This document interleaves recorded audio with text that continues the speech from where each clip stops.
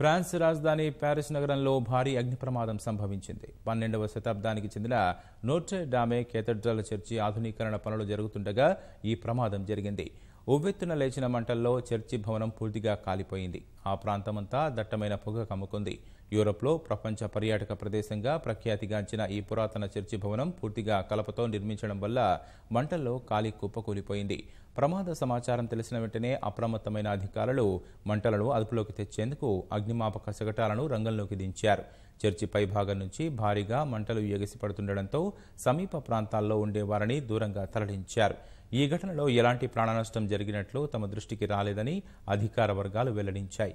12వ శతాబ్దానికి చెందిన పురాతన కట్టడమైన ఈ చర్చి 1991లో ప్రపంచ వారసత్వ కట్టడాల జాబితాలో చోటు దక్కించుకుంది. ఈ పురాతన కట్టడాన్ని కాపాడేందుకు, పునరుద్ధరించేందుకు ఫ్రాన్స్ చేపట్టే చర్యలకు తోడ్పాటు అందించనున్నట్లు ఐరాస సాంస్కృతిక విభాగం యునెస్కో తెలిపింది.